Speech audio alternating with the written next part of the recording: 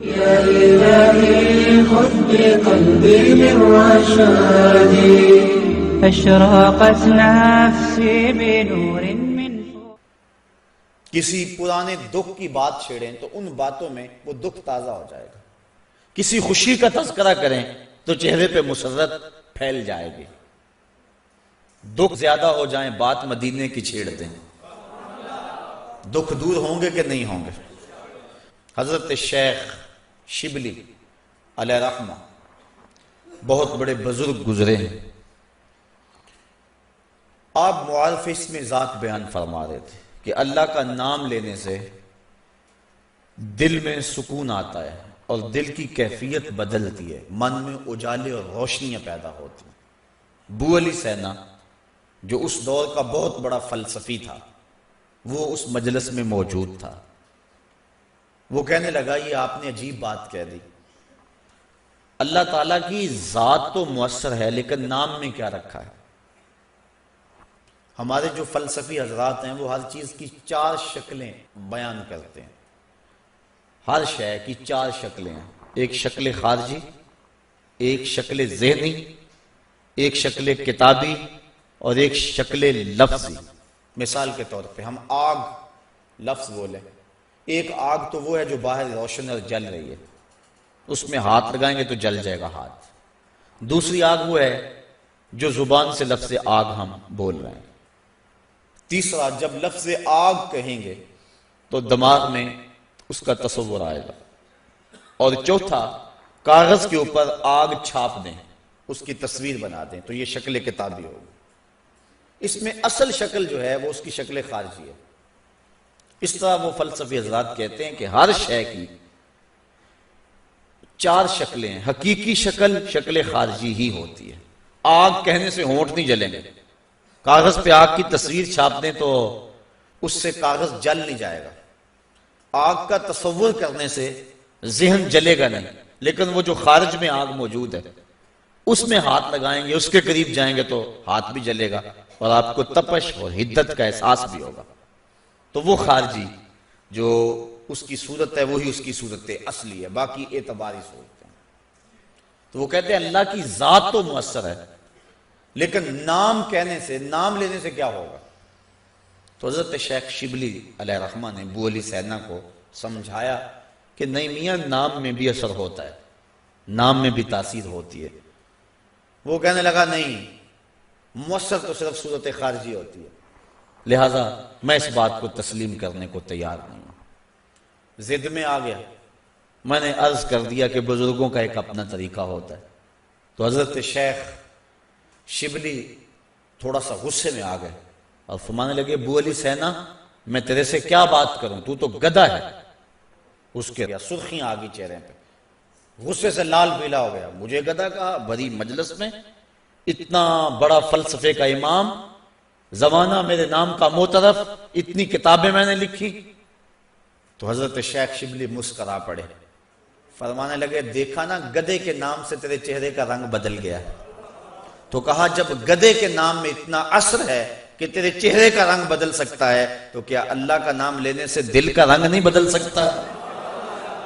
تو اس کا نام لو گے تو دل بدلے گا اور دل قرار پائے گا، دل کو نور نصیب ہوگا، دل کو اجالا ملے گا اس کے بابرکت نام لینے سے. اس لیے جب زبان سے بندہ اللہ اللہ کہتا رہتا ہے تو اس کے اثرات اس کے دل پر مرتب ہوتے ہیں، اور کثرت سے ذکر کرنے والا شخص اس کا دل پر نور ہو جاتا ہے. بلکہ ہم نے تو تصوف کی کتابوں میں پڑھا ہے جب کوئی شخص ایک مرتبہ اللہ کہتا ہے اللہ تعالیٰ اس کی طرف نظر رحمت سے دیکھتا ہے، اور جس کی طرف اللہ تعالیٰ نظر رحمت سے دیکھ لے اس کے 70 گنا جل کے راکھ ہو جاتے ہیں. اور جس نے اٹھتے بیٹھتے چلتے پھرتے وظیفہ یہی رکھا پھر اس کے من میں کتنے اجالے اتریں گے، کتنی روشنیاں اس کو نصیب ہوں گی.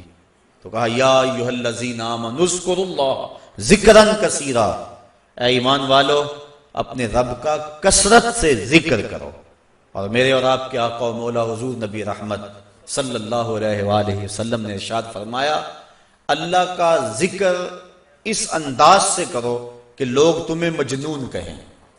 کہیں یہ تو پاگل ہو گیا، بلکہ ایک روایت امام طبرانی نے بیان فرمائی ہے کہ اللہ کا ذکر اس طرح کرو کہ منافق تمہیں تانا دیں کہ ریاکاری کر رہے ہو، اس انداز کے ساتھ تم اس کا ذکر کرو۔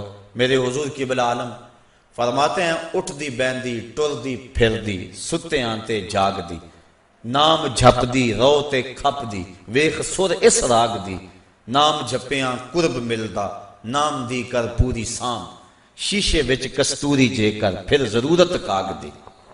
تیرے تو سب کچھ اندر ہی رکھا ہوا ہے، تو ذرا غور تو کر، تفکر تو کر، ذرا اس کو آواز تو دیکھ کے دیکھ۔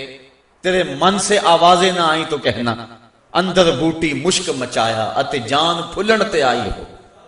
تو نے در در کیا جانا ہے، سب کچھ تو تیرے اندر رکھا ہوا ہے۔ وہ کہتے ہیں ایک سنیارا تھا، بمبئی کا رہنے والا، یہاں ہمارے لاہور میں آ گیا، پرانے دور کی بات ہے۔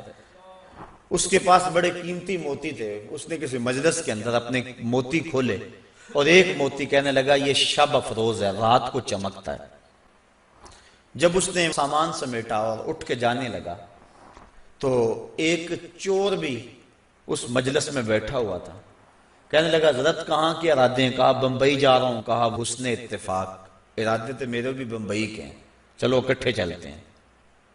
وہ جوہری سمجھ گیا کہ یہ اصل میرا ہم سفر نہیں ہے، اس کا دل اس موتی پہ آ گیا، لیکن وہ تھا بڑا سمجھدار، تو اس نے کہا آ جاؤ۔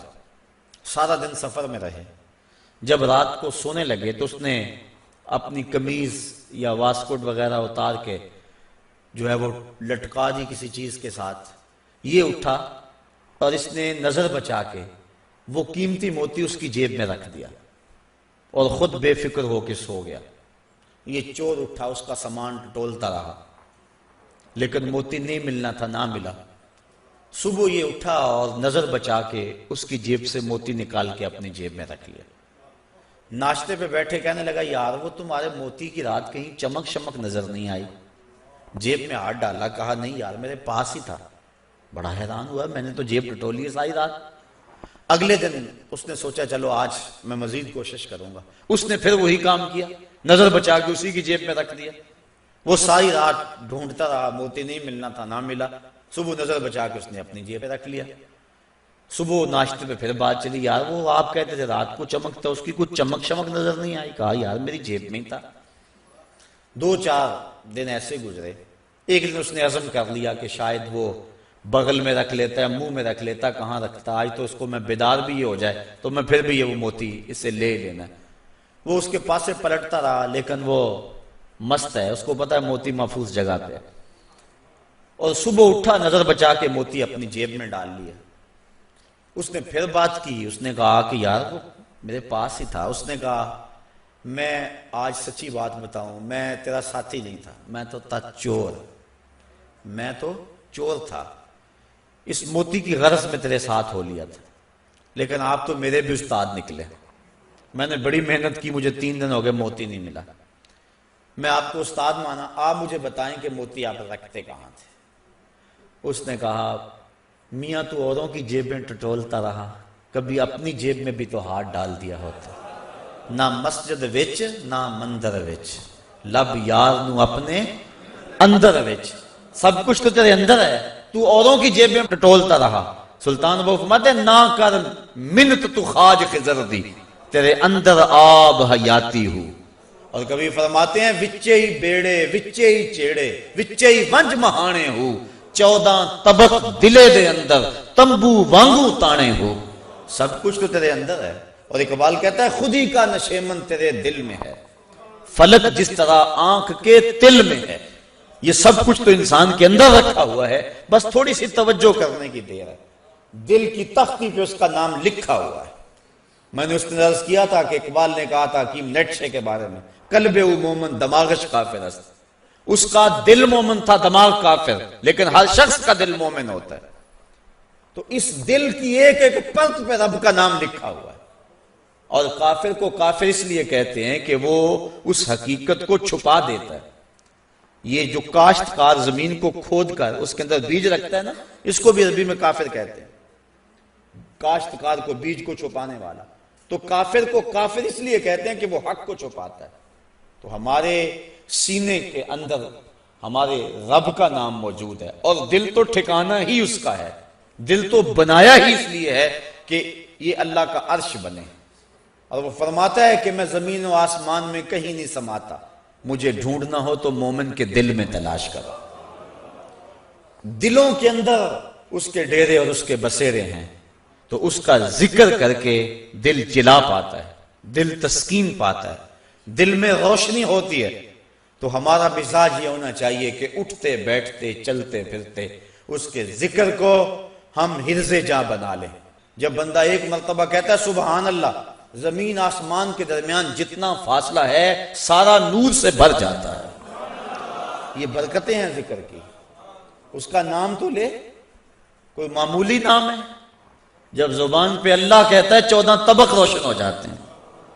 یہ اتنا بڑا نام ہے، یہ اتنا بڑا وظیفہ ہے کہ اس سے بڑا کیا وظیفہ ہو سکتا ہے؟ اس کا نام، اس کا ذکر۔ تو فرمایا اللہ کا ذکر اتنی کثرت سے کرو کہ لوگ تمہیں کہیں مجنون ہیں، اور منافق تمہیں ریاکاری کے طعنے دے۔ تم اٹھتے بیٹھتے چلتے پھرتے اس کے ذکر کو حرز جاں بنائے رکھو، یہی تمہارا سرمایہ ہے، یہی تمہارا وظیفہ ہے۔ دکھے ہوئے دل کا بھی یہی علاج ہے، پریشان خاطری کا بھی یہی علاج ہے۔ اندر کی کالک اس کے ذکر سے دھلتی ہے۔ حضور فرمایا لِكُلِّ شَيْءٍ سَقَالَةٌ وَسَقَالَةُ الْقُلُوبِ ذِكْرُ اللَّهِ، ہر شے کا زنگ دور کرنے کے لیے کچھ نہ کچھ بنایا۔